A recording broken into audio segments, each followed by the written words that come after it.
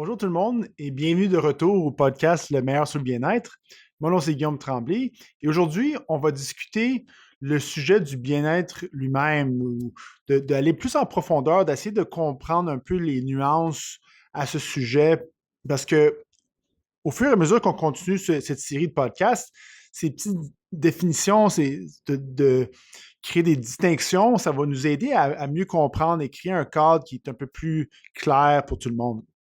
Je veux aussi dire à tout le monde que je remercie tout le monde qui continue d'écouter les podcasts, que l'effort ici, c'est je souhaite de fond de mon cœur que c'est utile pour les gens, mais je veux que les gens savent aussi que c'est très utile pour moi, que c'est une exploration aussi de mon propre bien-être, puis comment aller de l'avant. Alors moi, je vois ça plus comme un partage, qu'on avance tout ensemble dans la direction d'augmenter le bien-être et de réduire la souffrance. Donc, quand on parle du bien-être, dans les définitions plus établies, mettons en université, les cours de psychologie, des choses comme ça, ils vont dire il y a à peu près deux sortes de bien-être établis. Il y a le bien-être qu'on appelle eudaimonique, qui est un mot grec qui parle de avoir un sens en anglais purpose, un sens de direction dans notre vie, un sens de valeur, d'avoir des actions harmonieuses, des bonnes actions, d'entreprendre une vie euh, virtueuse, qu'on peut dire. Tandis que le bien-être hédonique, ça parle plus du plaisir, d'avoir des expériences qui sont plaisantes, des expériences, c'est vraiment c'est ça, de vraiment avoir le plaisir de quelque chose de vraiment le fun, puis on a du fun, puis c'est plaisant, puis ça, c'est le bien-être hédonique. Et en général, le consensus, c'est qu'il faut avoir un équilibre entre les deux, qu'avoir une vie virtueuse, d'avoir des objectifs, des bons objectifs, un sens de anglais, encore une fois en anglais meaning, j'ai la misère à trouver le bon mot en français, c'est bon, c'est important, puis en même temps, il faut avoir des expériences plaisantes, d'avoir du plaisir. Et quand on réussit à faire un équilibre entre les deux, c'est vraiment ce qu'on veut atteindre. Il y en a parfois qui vont euh, argumenter que le bien-être eudaimonique, c'est encore supérieur au bien-être hédonique. Mais en tout cas, c'est plus un débat de philosophie qui est continuel. Je crois que la perspective de l'équilibre entre les deux, c'est une bonne perspective. Comme toute chose, un équilibre, c'est d'habitude une bonne chose. Mais aujourd'hui, j'aimerais juste qu'on donne une perspective comme un peu différente. C'est pas d'aller contre cette idée-là d'équilibrer entre le bien-être hédémonique ou hédonique. C'est plutôt juste d'approcher ça d'un nouvel angle. Et le concept est très simple. C'est que le plaisir, l'expérience de plaisir va sortir, va immerger souvent et très commun du bien-être. Mais le bien-être ne va pas immerger du plaisir. Encore une fois, le bien-être, le plaisir peut sortir du bien-être, mais le bien-être ne sort pas du plaisir. Fait que quand on utilise ces mots, ça devient un peu difficile parfois. On parle du, mettons, d'être heureux. Je suis heureux. Je suis une personne heureuse. Heureux, ça peut être comme une bonne journée. Tu as eu un compliment ou il y a des bonnes choses qui s'est passées. Tu as eu un bonus d'argent. En tout cas, il y a toutes sortes de choses qui peuvent arriver. Puis là, on a vraiment une expérience plaisante, une belle journée. On est heureux. Et comme n'importe quelle autre, comme toutes autres choses dans la vie, ça va passer. L'expérience, le high émotif va passer. Et le lendemain, on a comme une journée un peu plus ordinaire. On a eu une petite chicane avec quelqu'un, on se sent moins bien. Puis tout à coup, mais là, hier, j'étais heureux, puis aujourd'hui, je ne suis pas heureux. Fait que c'est très comme volatile comme concept, être heureux. Fait que c'est ça qui n'est pas facile des fois de trouver les bons termes pour comment expliquer un peu ce qu'on cherche à poursuivre dans notre quotidien. Et le bien-être, je pense que c'est plus comme un background qu'on pourrait dire.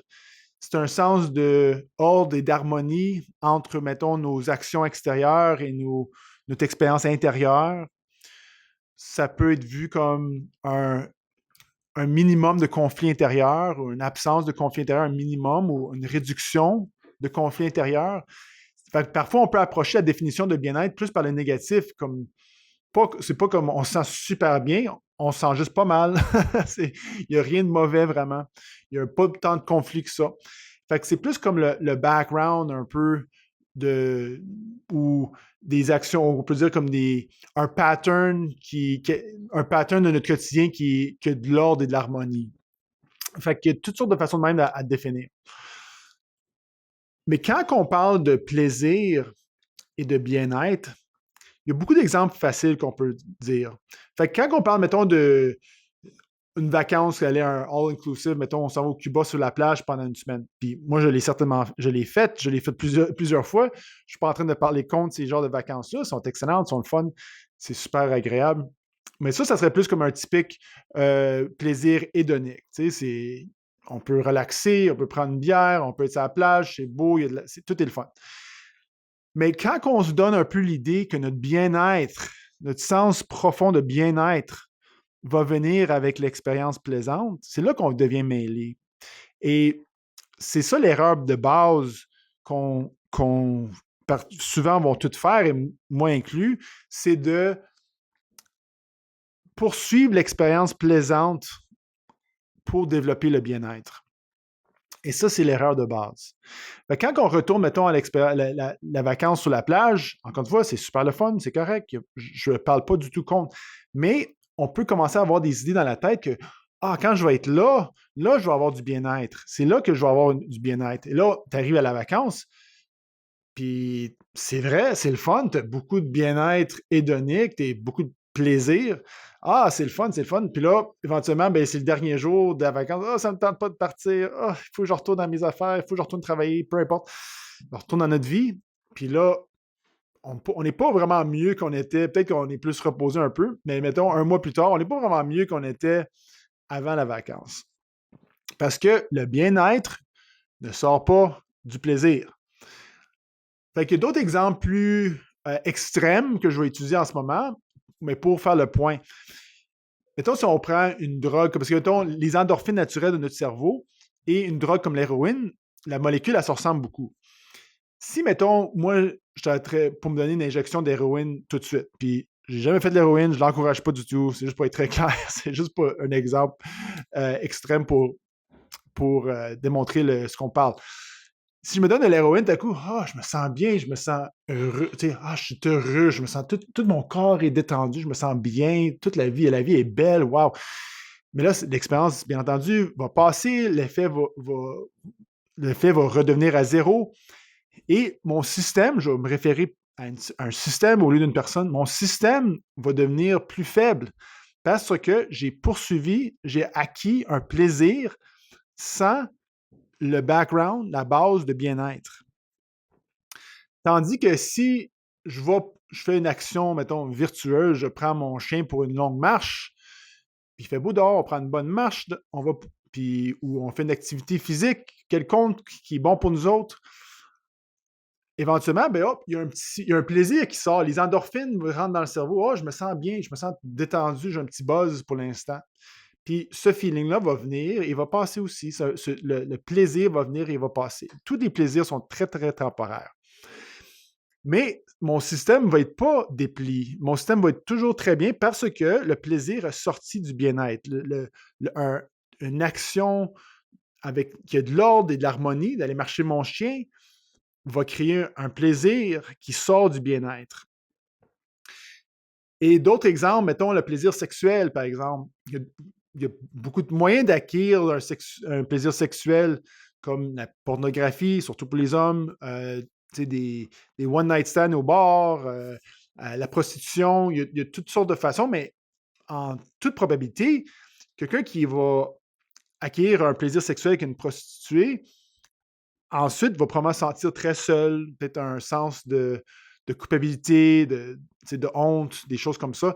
Fait que ça va affaiblir le système parce que le plaisir a été acquis sans le background de bien-être. Tandis que si tu prends un couple intime qui travaille sur leur communication, qui respecte les limites, qui respecte leurs différences et qui ont un pattern harmonieux, qui a de l'ordre, c'est de la discipline, c'est pas facile, mais ils travaillent sur leur couple, il y a un bien-être dans leur couple. Mais là, le plaisir sexuel va immerger de, du bien-être. Et ce plaisir-là, bien entendu, comme n'importe quel autre plaisir, va venir, mais il va passer, mais il va pas déplier. Le système va être aussi fort, peut-être même un peu plus fort, dépendant, mais parce que le plaisir est sorti du bien-être.